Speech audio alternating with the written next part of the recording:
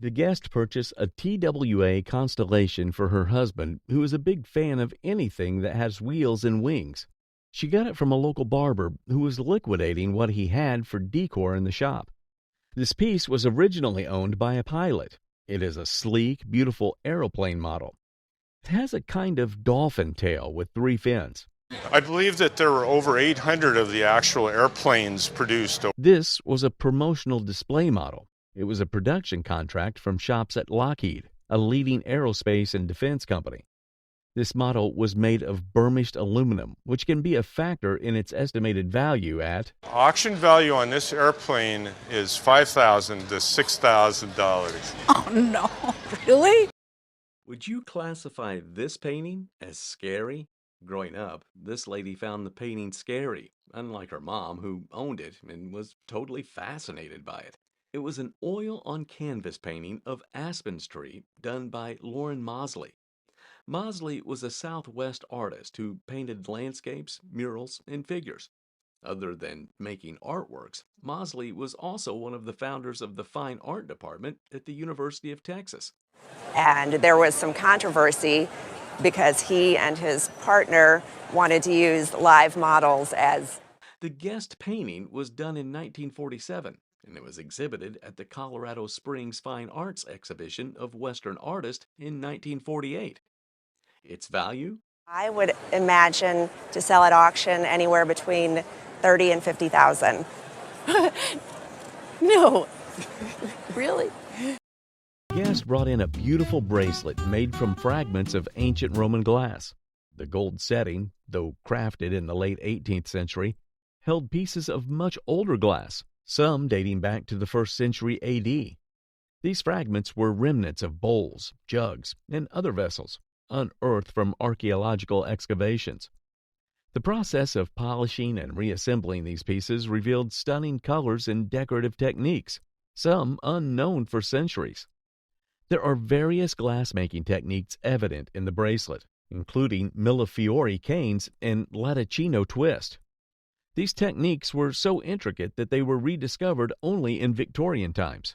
The bracelet itself was likely created during a period of renewed interest in the Roman world, possibly incorporating fragments from excavations like Pompeii. It's the unique combination of the historical significant Roman glass and the beautiful Georgian goldwork that makes this bracelet a valuable piece. Considering all these factors, the estimated bracelet's value is somewhere between somewhere perhaps 6,000 to 10,000 pounds. Heavens. The guest received this jewelry piece from their mother-in-law, but knew little about it as it was never worn and had never been appraised. The appraiser identified it as a whimsical piece by renowned Fifth Avenue jeweler Raymond Yard. Raymond Yard is considered one of the great Art Deco jewelers, using only the highest quality gemstones and the most exquisite platinum mountings. This piece most likely featured a significant sapphire. The box containing this piece bore Raymond Yard's stamp. The appraiser suggested getting a laboratory certificate to determine the county of origin of the sapphire, which would impact its value significantly.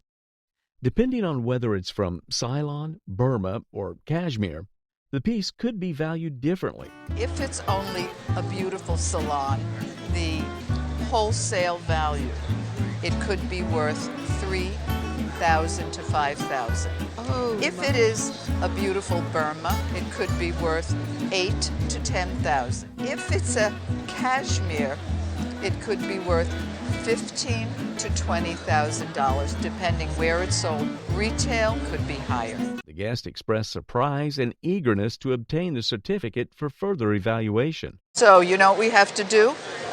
We have to get the certificate. A pair of historic autographed sneakers was brought in after the guest mother saved them from being discarded.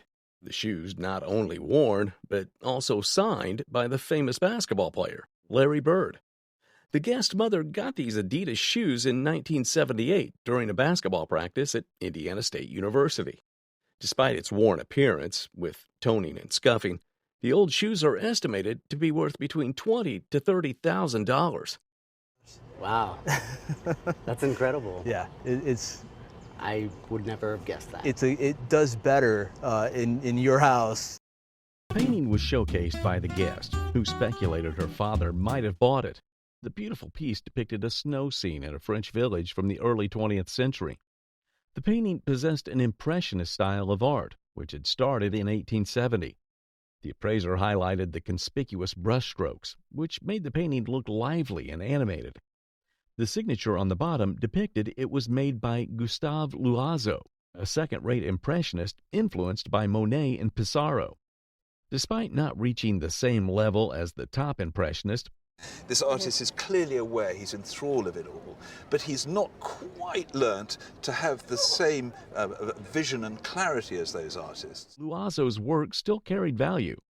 The estimated value of the particular piece was... It's still worth between about £10,000 and £15,000. Oh, goodness. This captivating artwork, called the Persian Book, was brought from the Grand Central Art Gallery in New York and has a rich history dating back to the early 1930s. The painting was created by Havsep Pushman, an artist born in Armenia with a profound interest in Asian arts. The Asian figure is highlighted between a symbol of rebirth with the blossom on the right and also with the really delicately fading away rose in the small vase. And that speaks to his great interest in the mysticism and the spiritualism of Asia. Pushman sometimes wrote a letter about the paintings and passed his thoughts to the new buyers. The artist wrote to my grandfather after he purchased the painting. He said, I'm pleased to learn from the Grand Central Art Galleries that you purchased my painting, The Persian Book, and you expressed the desire to know from the artist, the spiritual meaning of the painting. My paintings are compositions of a past that probably never existed except in my own imagination, and I use art objects of the Orient as in your painting. The painting has an exceptional quality, style, provenance, and literature. How much would its value be? I think it should be insured at somewhere between $50,000 and $75,000. Okay. Thank you very much. Dolls are not your ordinary toys. The guest presented a doll with a rich family history, tracing back to their great-grandmother's sister and passed down through generations. The doll, of German origin, was estimated by the appraiser to have been made around 1880. The doll claimed a fancy hairstyle, indicative of its rarity in the China doll category. Its pristine condition, devoid of any damage, chips, or cracks, added to its value. The authenticity was affirmed by the matching components, head, arms, and original clothing, all harmoniously intact. The doll displayed traditional characteristics common to its type. Particularly noteworthy was its intricate hairstyle, adorned with curls, twists, and a decorative band, showcasing the craftsmanship of its time. Its distinctive oversized arms and hands set it apart within its category, adding to its uniqueness and charm. The appraiser suggests on today's retail market, this doll would probably sell between $1,800 and $2,200. Oh my gosh. This woman brought a captivating book with which she inherited with his father, and it unveils an interesting history. Seemingly ordinary on the outside, it is in fact a limited edition of Shakespeare's sonnets by the Roycroft Press. William Shakespeare was widely regarded as one of the greatest writers in the English language and world literature. Shakespeare's works include Romeo and Juliet, Hamlet, and Macbeth.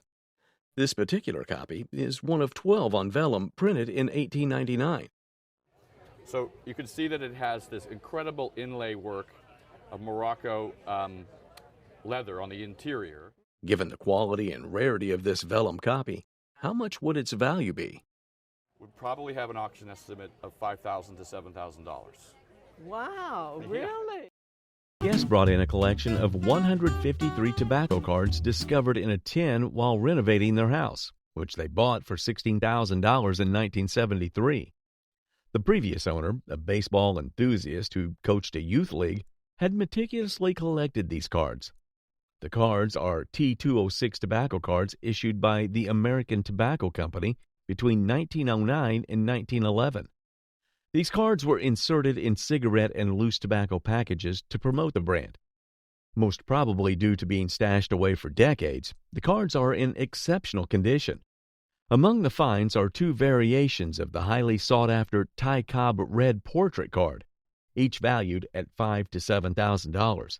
Another valuable card was a Ty Cobb bat-on-shoulder variation from a different set, E95, estimated at $3,000 to $5,000.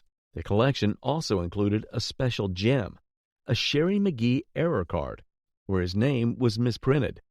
This card, due to its rarity, was estimated at a staggering $15,000 to $20,000. Considering the overall quality and rare finds, the estimated value for the entire collection is... I would put a value on this at auction for the entire group of $45,000 to $65,000. Very nice. This seemingly ordinary bottle of cognac holds a remarkable history, starting as a gift to the guest father-in-law on his 50th birthday in 1959. Passed down, it became a milestone gift for the son's 50th birthday in 2000. The revelation of its true value came to light as the bottle contained Remy Martin that has been served at a royal banquet offered to King George VI and Queen Elizabeth in 1938. It's not only an exceptional brandy, but also housed in an exquisite Baccarat-made vessel. This makes it a collectible not just for its quality of brandy, but also because it's such an amazing piece of glass. The unopened contents and the original stopper contribute to its rarity, suggesting an insurance value of at least $8,000, much to the guest's disbelief. I just can't believe that. I just can't. The guest brought in a silver pitcher handed down to her husband through his father's family. It was a presentation piece to this James A. Moore. James A. Moore was my husband's great-great-great-grandfather. This piece of silver has an embossed crest of the state of New York on the front. The intricate design and craft add a touch of elegance and beauty to home decor or any table setting. It has a personalized inscription, making it unique. The estimated value for this piece would be? At auction, I think it would have an auction value of $4,000 to $6,000. Ever found something at an antique show that's free? That feels priceless? We're throwing away a lot of stuff, and this was one of the things that I thought was great and not to be thrown away, so I got this. This 1993 Air Jordan sneaker display has been treasured by the guest, then his son, and now proudly embraced by his grandson. This piece is ideal for the boy, considering his family's basketball legacy. She taught me how to dribble, shoot, and pass. Dribble, shoot, and pass. Michael Jordan, widely regarded as one of the greatest players, made a deal with Nike, instantly boosting the popularity of Air Jordan and expanding its market reach.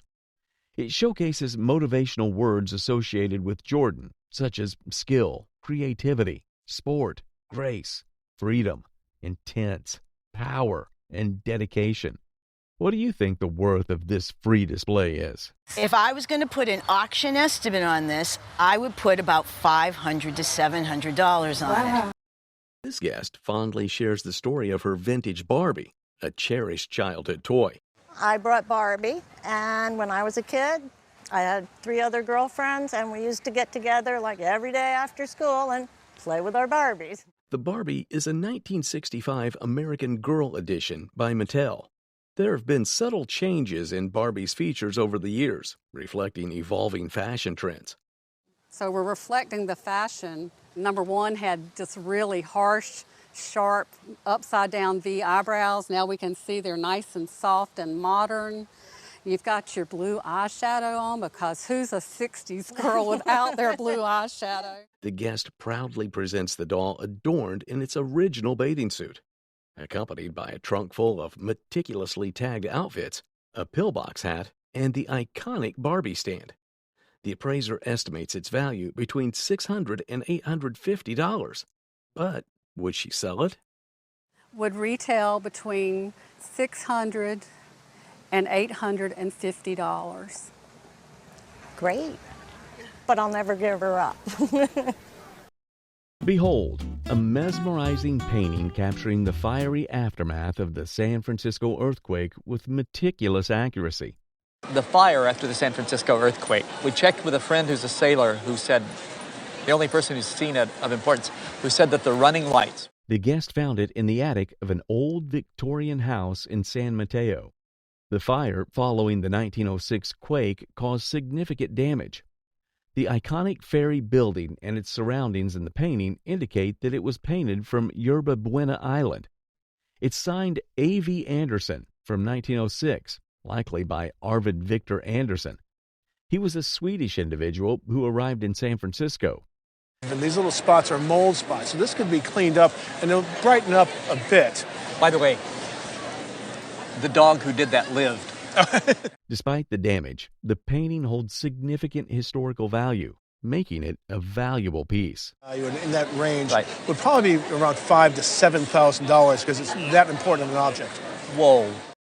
This Celadon Charger has a fascinating origin.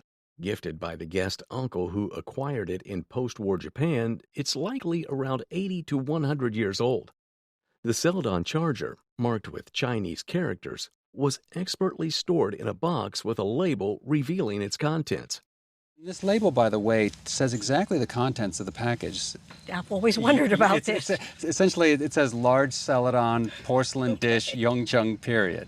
Okay. So it's good to see that the label matches the contents of the box. Sometimes boxes and ceramics are kind of put together that didn't originally go together. Yongcheng period is from 1722 to 1735.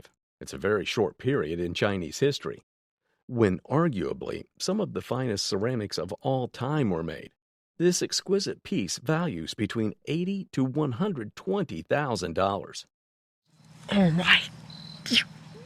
Really? The guest received a collection of baseball schedules from 1898 as a gift from one of his dad's friends and coworkers. It's a complete set of 12 fixture schedules of the 1898 National League. What's interesting is none of these came from the same deck. Somebody had put the collection together to complete the set. It is quite rare and incredible to see a complete set like this, as it dates back to a very long time ago. At auction, it would sell for... I would put this group at auction of a value of $2,500 to $3,000. That's outstanding. I never expected that. This guest brought his birthday present gifted by his father.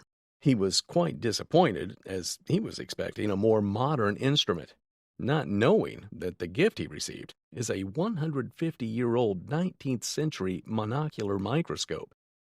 This fully working petrological microscope is designed for a specific purpose. And it is specifically made to examine mineral specimens, crystals and things like that. Yeah. This incredible microscope is estimated to be around 1,500 to 2,000 pounds. A nicer present than he thought. Yes. I didn't think it'd be worth that, though. Guest bought the piece from an antique dealer friend for $100. It's different from anything I collect. I thought I might enjoy having it. And so what did you pay for it? I paid $100 for it. Okay. You know I have a reputation for doing reproductions on the show. I do, yes. And you are a college professor, so I'm going to be very gentle. The vessel is from northern Peru, dating back to AD 1000 to 1400. It was likely used in tombs as an accompaniment to the deceased. Even though it's old, the vessel still looks amazing, with a beauty that grabs everyone's attention. This mold-made pot boasts a charming face and a gracefully designed spout. What makes this one exceptional? The mold is really, really lovely. The face is beautiful. Noteworthy for its exceptional mold and strap handle, the pot also showcases a subtle yet elegant double figure design. Despite seeing many similar pieces, the appraiser finds this one exceptional. Hinted at its potential charm, suggesting its value could range. I'm going to put a value of $800 to $1,200 at a good gallery. I think it really is well worth it, and I think it's a super object. Well, this is very exciting. Thank you so much. This guest brought his astonishing collection of small rounded storage. These wonderful tobacco boxes. Most people know them as miners' tobacco boxes. The miner restricted from taking tobacco to smoke would use these boxes to store tobacco. Notably, a group of these boxes appear to be crafted by the same maker, with variations in materials such as brass and nickel plating. Where did you get all these from? Oh, different antique shops and such like. What an astonishing collection. But how much would his overall collection of tobacco boxes be worth? I would have thought for what you have here, plus your other 40, you've probably got a collection here worth £3,000. Oh, good. That's astonishing. What a surprise. These titles, cherished heirlooms, have been in the Guest family for generations, originally belonging to their mother's mother. They were made by the San Jose Mission Workshops in San Antonio, headed by Ethel Harris. Which was really a group of different workshops and potteries. The tile style is distinctively Mexican, and they are attributed to Ethel Harris's main designer, Fernando Ramos. One of the titles depicts a scene with a lady at an oven, a rare find according to the appraiser. Despite their unmarked nature, these tiles are highly collectible, with a retail value of around... These days, a retail value on each of them is probably in the $700 range. You're kidding. Whoa! This Guest mother, who was good at finding treasure, found this incredible piece in an antique store. This piece was inspired by the popular 1938 romantic comedy film The Cowboy and the Lady, starring Gary Cooper and Merle Oberon.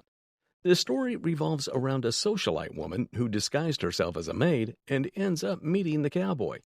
Despite the differences in their backgrounds, a romantic connection develops. The plywood creation captures the film's essence.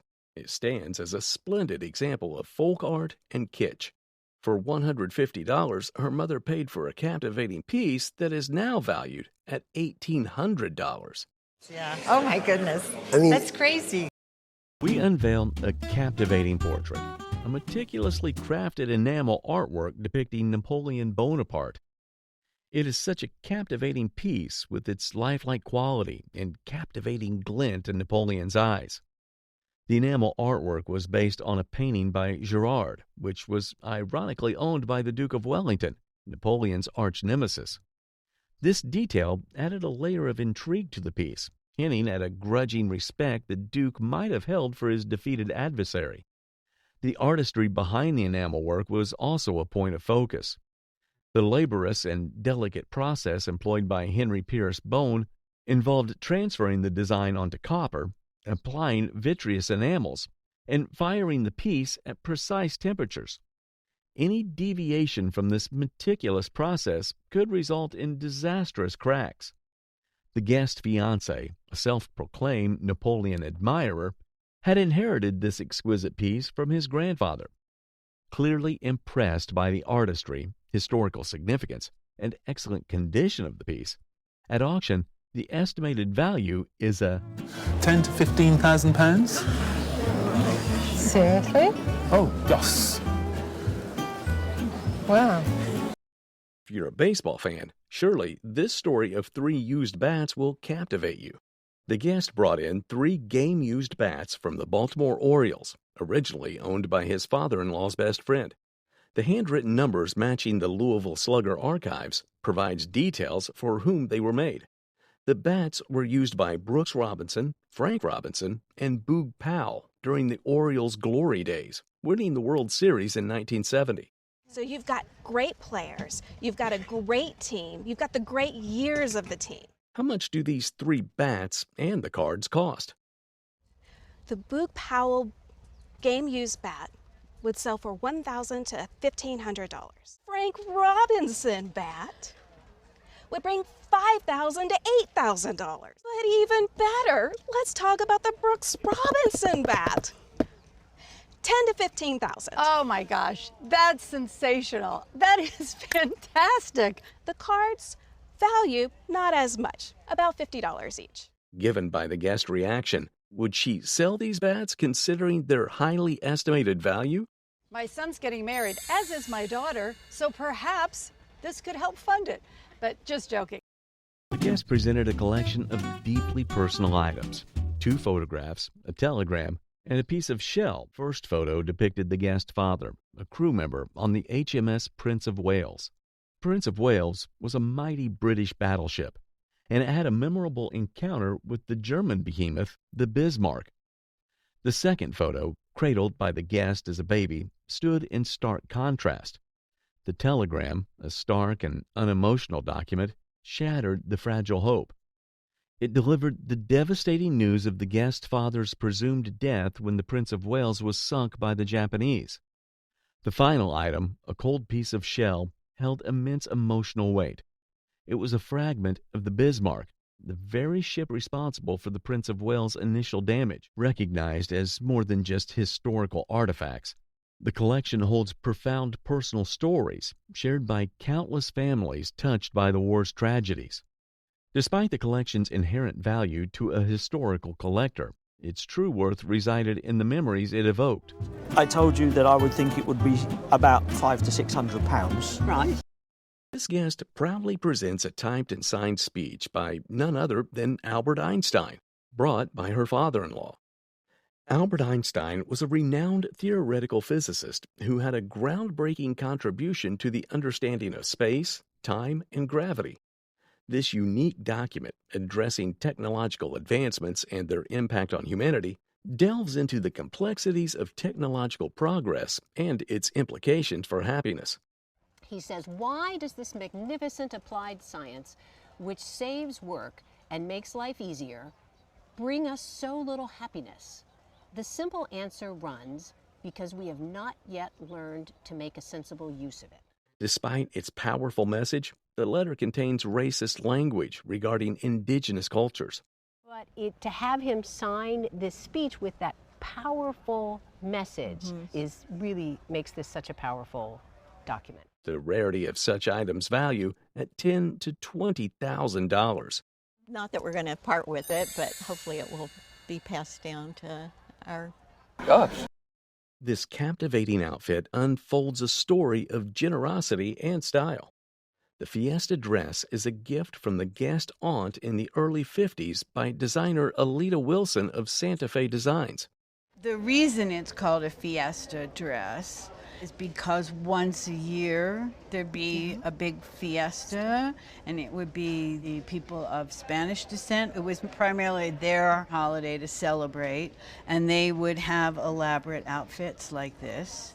The intricate work, featuring 83 rolls of rickrack on the skirt, showcases the dedication to craftsmanship. And you have a wide elasticized band at the waist, which matches the fabric in the blouse and in the skirt. The appraiser estimates the value of this piece at $600 to $800, emphasizing its beauty and meaningful journey. Nice. Really nice. Yeah. Especially considering it was gifted to your aunt. Yes. Yeah. And then to my daughter and my... Anxious to hear that. The man brought his Rolex watch inherited from his grandfather. His grandfather consistently wore it, leaving a lasting impression, especially with its intriguing moon phases. The guest took it for repair due to some non-functional parts. They indicated that it really wasn't worth fixing. This rare model watch was produced for a limited time in the early 1950s. This refurbished Rolex watch is estimated to be valued from $35,000 to $45,000. That's a big surprise. Well, that's great. Magnificent Satsuma ware moon flask, exquisite craftsmanship. Passed down through generations, this flask originated from the grandfather's house. The flask's impressive size and intricate gold decoration are characteristic of Satsuma ware. And then the name of the artist or his studio, King Kozan, is the most famous artist who made this type of Satsuma ware. The moon flask shape holds symbolic significance, with the moon being a prominent motif in Asian art. The flask's detailed decoration includes various flowers and birds, with one bird seemingly observing a small spider, showcasing the artist's attention to detail. An inscription on the base reveals the flask's origin and the name of the artist, Ori Seiju, under the great Chatsun Kyusu, likely made for an international exhibition. The flask is one of a pair, making it even more exceptional and valuable. If this flask were to be sold today, its estimated value would be... Now it would probably be £3,000 to £5,000. Oh my God.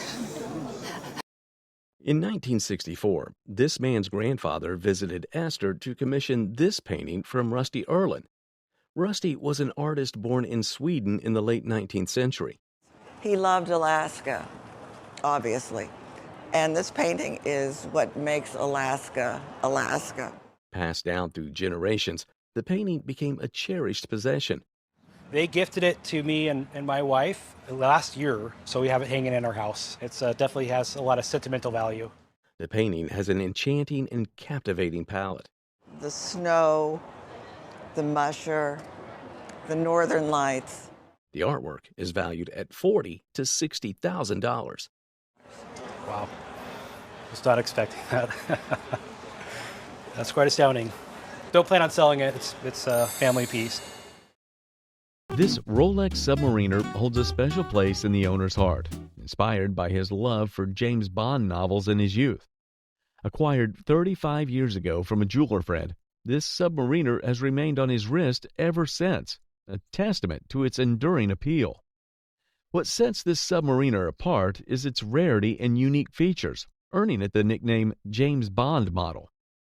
The watch bears a distinctive T mark, indicating its tritium dial. You were asked by the British government to make a certain number of watches for the Royal Navy. Special watches for diving. Other unique specifications include thicker lugs, specific numerals on the bezel, and larger sword-shaped hands for better visibility underwater. The watch also features the broad arrow mark on the back, indicating its military origin.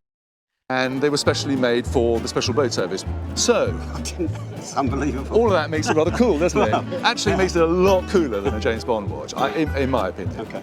It's estimated to be one of only approximately 500 made. The Submariner's rarity significantly enhances the value, estimated between... It's got to be worth between £30,000 and £40,000 at auction today. Yeah. I can tell you what I paid for it. Tell us what you paid for it. £400. Unbelievable. A collection of portfolio books was brought by the guest, who acquired it 20 years ago for $5,000.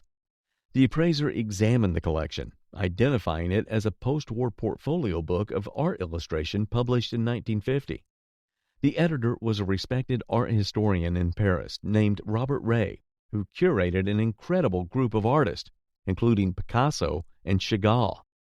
Ray produced a series of limited edition prints for this publication, accompanied by essays written by important writers. The appraiser highlighted the wood engravings enhanced with poke-wire coloring. Here, Chagall, to produce a series of limited edition prints for this publication, to have essays written by important writers. Each plate was signed by the artist and Robert Ray himself, with notable contributions such as Matisse, Vlamnik, and Utrillo. The complete set was considered rare, as many editions were broken up over the years. Taking into account the exceptional condition, the worth was decided to be... And they typically have an estimate of $20,000 to $30,000. Oh my goodness gracious. This man not only came with a painting, he also came with the dress worn by the subject in the painting and a toy wagon which also appeared in the painting. He was very fascinated by the painting, so he bought it off the hands of some distant cousins who didn't want it. To show how much he loved this painting, he even borrowed a sum of $20,000 from his father to buy it. Will he be on the winning side or the losing end with this investment? The painting was done in the 19th century, and the subjects, Anne and Joseph Jacobs, were children of a wealthy family living in Wooster, Ohio. And then we started looking at it, and really it is a Midwestern painting, and there's very little body of work to talk about Ohio folk art portraiture. According to the appraiser, the lack of background scenery and the flat faces of the subjects didn't allow it to reach the status of being a great folk art painting. It was given a value of $30,000 to $40,000 is an easy. For a painting bought 20 years ago for $20,000, was this a good or bad investment? This gun belonged to the guest grandparents, who were missionaries in Korea from 1890 to 1908. Purchased by the guest grandfather from a Korean tiger hunter, it dates back to a sensitive time in Korean history, just before the Japanese occupation in 1911. We're looking for any kind of foreign help to help them out of the situation they were involved in. The gun is an exceptional rarity, being a matchlock. It's a very early form of gun with a cord soaked in salt pepper used to ignite it. It features a hardwood stock, a handmade barrel, and is a model that the Koreans kept because of its effectiveness. The gun is likely from the 19th or even the 18th century, and at auction it could fetch an estimate of $3,000 to $5,000, with a retail value potentially reaching $10,000 to $15,000 due to its rarity and historical significance. Well, thank you. I've wondered for years what kind of gun it was and when it might have been made. In the case of these items, a piece attached to them is more sought after than the main items themselves. The items are Delta candlesticks, made by a visual artist, Robert Jarvie. They belonged to the great-grandmother of the guest and were passed down till they got to her. Though she loved the candlesticks very much and used them occasionally, she knew basically nothing about them. Other than finding out the maker's name when she went to the Chicago Art Institute, she was still pretty much clueless about the candlesticks. The candlesticks were made in the 20th century, and the bobage, which was used to keep the wax away from the body of the piece, was often misplaced, thereby making the bobage highly sought after. Because the candlesticks weren't as magnificent as some of the others made by Robert Jarvie, they were valued at $800 to $1,200. Wow.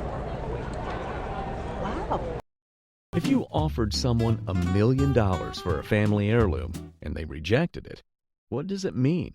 It's worth $1 million and it wouldn't make a darn bit of difference to me. It means they value that heirloom, and that's exactly the case of today's guest, who inherited this 1875 gold snake bracelet from his ancestors.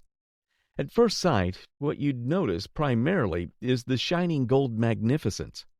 Although it's not clear who created this specifically, it is thought that the Englishmen were responsible. Another distinguishing feature of this bracelet is the snake-like head shape. The bracelet is also worked into a spiral shape. All these features work hand in hand to ensure it catches the eye of whoever spins on it. You can tell that it's worth a lot. Most likely, that's why it auctions at the price of... But how about $25,000 or $27,000 retail? It's an honor to be on Antiques Roadshow, and it's wonderful, and I'm very, very pleased. Don't repair your antiques yet. You might just chip away its value. It might be wiser to seek a professional's advice before attempting to restore them. This lady's table, which was passed down from her grandmother, was made in the 18th century.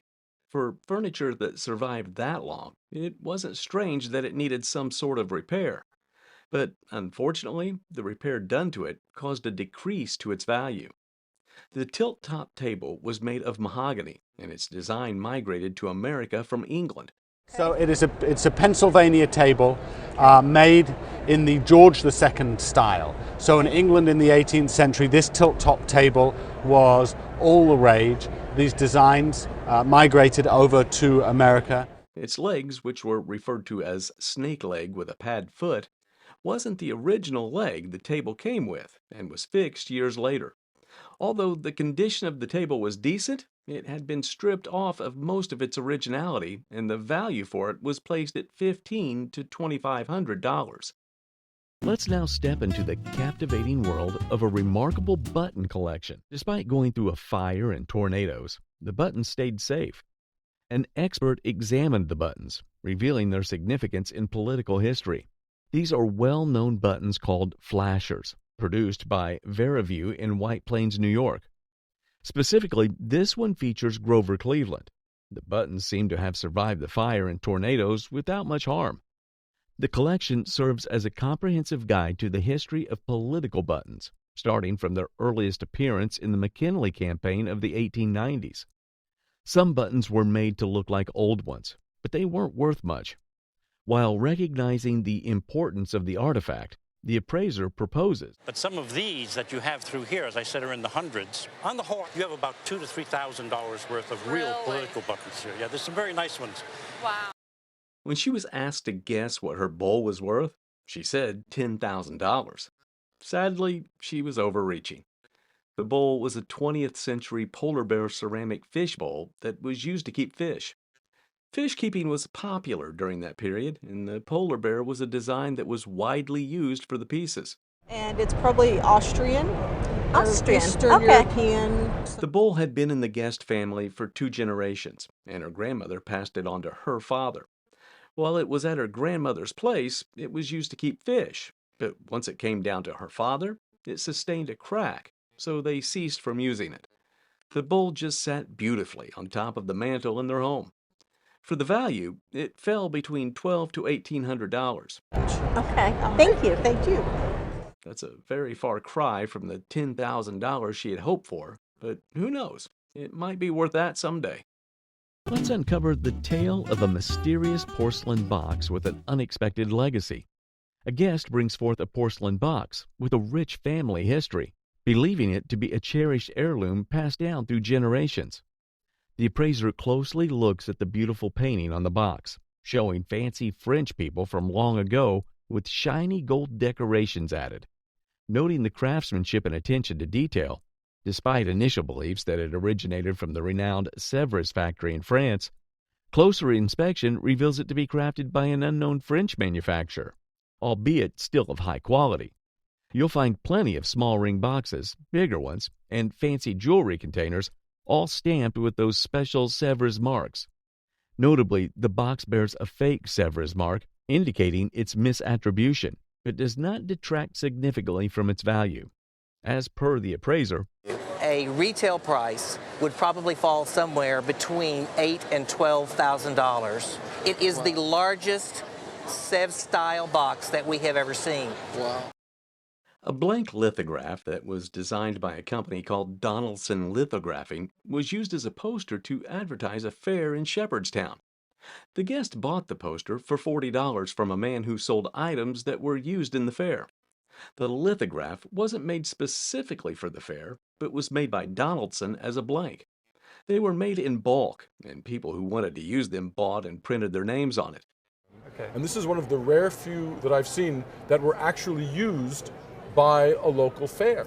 Okay. Because their art designs were made in a generic manner, these types of lithographs could serve various events. The lithograph was valued at auction, I would estimate this piece between $800 and $1,200. Oh, really? Okay. Excellent. Thank you. A good day at the fair. I'll say. The guest inherited this jewel tankard from her mother, who was quite into collectibles and most likely purchased it from somewhere in the Washington area. It's very soft and has a couple of lines that have continued to be very interesting to collectors, and this is one of them called a cameo jewel.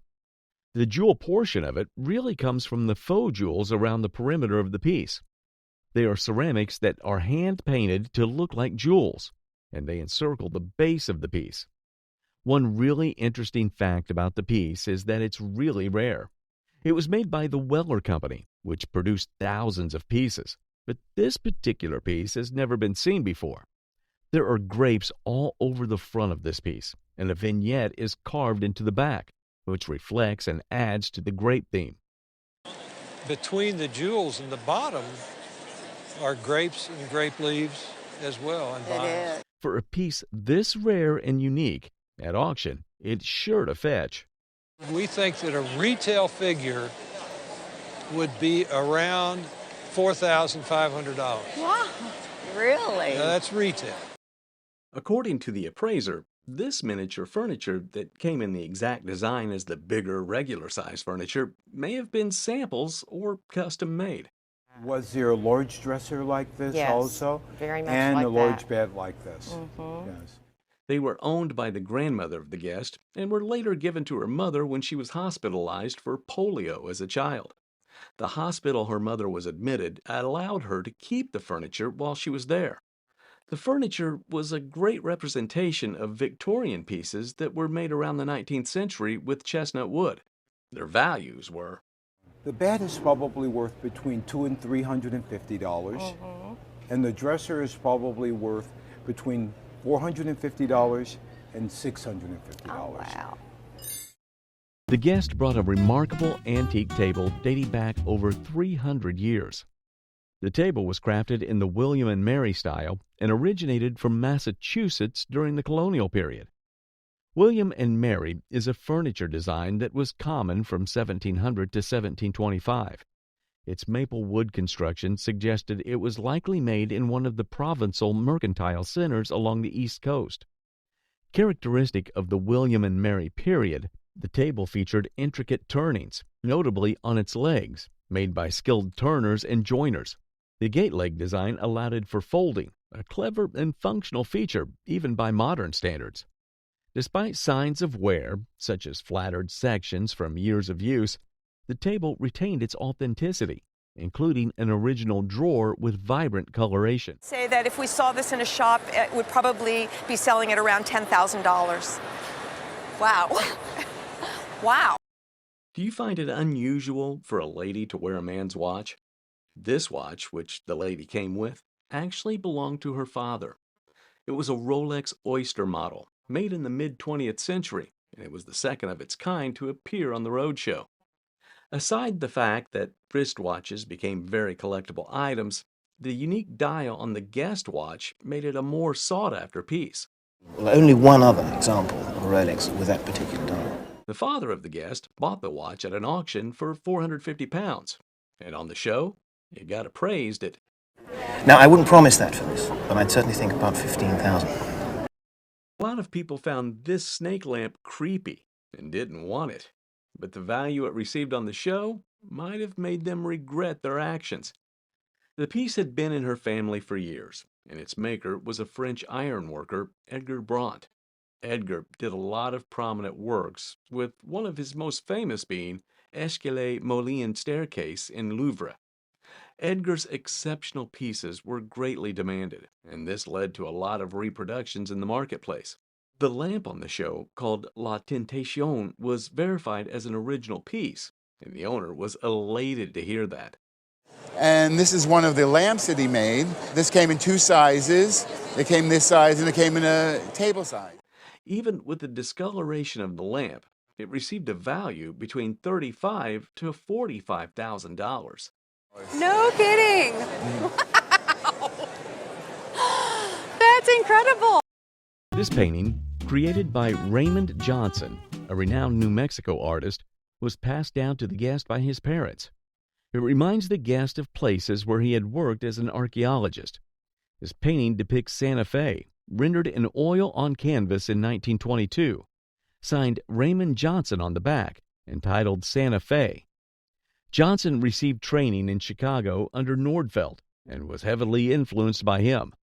The painting might be one of his earliest pieces from Santa Fe, around 1922, where he later established the influential Transcendental Painters Group. Johnson's style evolved towards abstraction by 1924. His later works differ significantly from it. This painting resembles Cézanne's style. At auction, this masterpiece could easily command a staggering I think a painting like this at auction would bring $25,000 to $35,000 easily. Mom and Dad, great taste. Thank you. People like this guest, who used these posters as decor for their rooms, would have never have thought they'd be worth so much money years later. The man was part of a mailing list, and every week he would get posters delivered to him from Bill Graham, a concert promoter. The guest racked up a couple hundred of the postcards over the years, including the famous flying eyeball poster for Jimi Hendrix's concert and the Kinks poster for Taj Mahal's concert. For posters that were used as bedroom decor and could have been easily damaged by tape, it was a bit surprising to hear them being graded as mint and in great condition. But even yet today they're really rare because kids hung them on their wall with tacks and tape, and they were so small they weren't like a regular rock poster, and so a lot of them have kind of gone by the wayside. Their cumulative value was $8,000 to $10,000. Thank you, Bill Graham, right? Yeah. It must have been heart-crushing for this man when he heard that both items, which he bought at an auction, were fake. Was the money he spent to purchase these items a waste, or did his investment pay off? The pieces were bought from an estate auction that was held by the daughter of one of the founders of Wamego, Kansas. Both pieces graced the front of the auction catalog, which the guest brought with him to the show.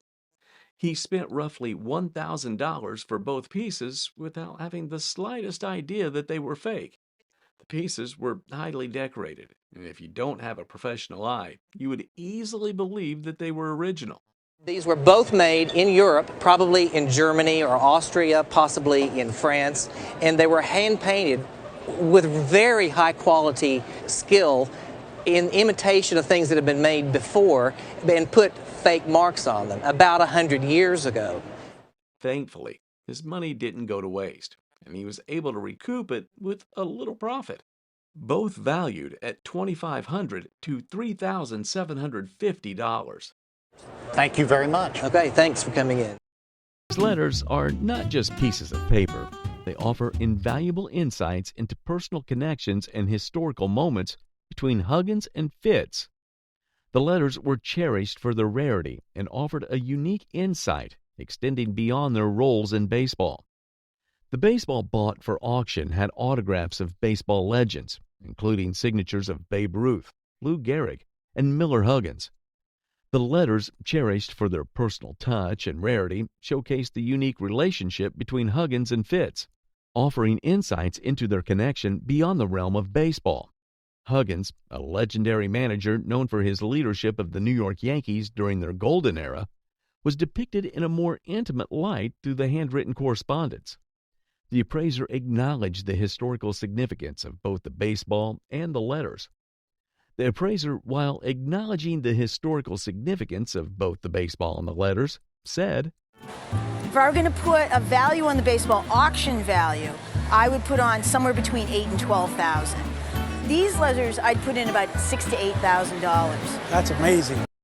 Due to the lack of printing presses during the time that this lithograph was made, it had to be printed on 12 different sheets and then merged together. The lithograph was that of a privately owned public saltwater swimming pool known as Sutro Baths. They actually burned down in the 1960s. Oh, 60s. But they were really in work basically through the First World War was the height of their popularity. The establishment was very large in size, and the pool could hold 1.7 million gallons of water. Aside from the pool, there were restaurants, rooms, and a theater within the premises of the building. A friend of the guest gifted him the lithograph, and it was kept folded until 2 years prior to when he took it to the show. Apart from a few tears on the piece, its condition was excellent. So I would say an auction estimate of $15,000 to $20,000 would not at all be out of range. Oh, wow, that's great. Thank you. Guest brought children's books to the show. Dealer Neil here. This is a little book which had been obtained from an antique dealer. The appraiser inspected the items and found one little book by A.A. Milne titled When I Was Very Young, which was an autobiography by Milne. They also discussed a letter received by the guest wife from Christopher Robin Milne, the son of A.A. Milne. And here's a letter to your wife, I guess, from Christopher Robin Milne. And Christopher Robin Milne was, like me, a bookseller. And your wife wrote to ask him about this book. And interestingly enough, he'd never heard of it. Additionally, there was a complete set of Uncle Wiggily books dating back to around 1920. Despite their ages, the books were in pristine condition, with no signs of wear or writing, making them highly desirable for collectors. The value appraised for the items is worth about $1,000. And this set, like this, could be worth $1,500 to $2,000. Okay, thank you very much. This German Stein, likely from the early 20th century, features a humorous take on Darwinian evolution. The Stein depicts a monkey reading Darwin's book on top, and the phrase Ex Libris Darwin on the outside. The bottom showcases monkeys cavorting, adding to its playful design. This unique Stein combines history and humor, making it a delightful piece for any collector. The appraised value of this German Stein is estimated to be between $200 to $400. Harriet Frischmuth, a prominent American sculptor, made this bronze hood ornament, which the guest was given when her father's bronze collection was divided among herself and her sisters. The sculpture was a rare piece of Harriet's, which was made in 1923. And the piece you have is signed by her, and it's dated 1923, which is the high point of her career. Harriet studied with exceptional artists like Augusta Rodin. She made various sculptures of women, and her pieces were exhibited in top museums, such as National Academy of Design and Pennsylvania Academy of the Fine Arts. Instead of being used as a hood ornament, like it was sculpted to be, the piece served as a paperweight for the guest. Its value was totally mind-blowing for the owner. At auction, a piece like this would probably bring between $20,000 and $30,000. Wow. Wow, that's awesome. This log, believed to have been cut from a tree on the Gettysburg battlefield, was traded for a Zenith transoceanic radio in Carlsbad, New Mexico, around 1965. The log is riddled with shrapnel and musket ball fragments, indicating the intense combat the tree endured during the Civil War. The tree, a witness to history, was cut down between 1904 and 1907, but the scars of the battle remain visible, with the tree attempting to heal around the embedded projectiles. While it cannot be definitely proven that the log is from Gettysburg without physical markings, not identified to. I see. So even though we can't be sure it came from Gettysburg, we can be sure that it's around that time period. Because of what shot into it. Right. This is a piece of American history, despite its appearance as just an old hunk of wood. This item is valued between... This piece of American history would retail today between $2,000 and $3,000. Wow. Awesome. This log serves as a poignant reminder of the horrors of war and the resilience of nature. Guest brought this vintage Lionel train, a Christmas gift in 1957. And you got it for Christmas? Christmas in, I think it was 1957. Remarkably preserved, the train had been kept in its original box since shortly after that Christmas, until rediscovered after the passing of the guest parents. The Lionel train was not selling well in the mid-1950s, prompting the company to produce a train targeted at girls with pastel colors. Despite this effort, the train set did not gain much popularity, making surviving sets rare. The guest presented all the original boxes and instruction sheets, enhancing the set's value. Standing out as a unique find, the appraiser estimated its value to be... At auction, this set would probably sell for, depending on how well it could clean up, between $7,000 and $9,000. Oh, wow. The guest seemed genuinely happy with the appraised value. It's really great to see it with the original little girl owner. It was me.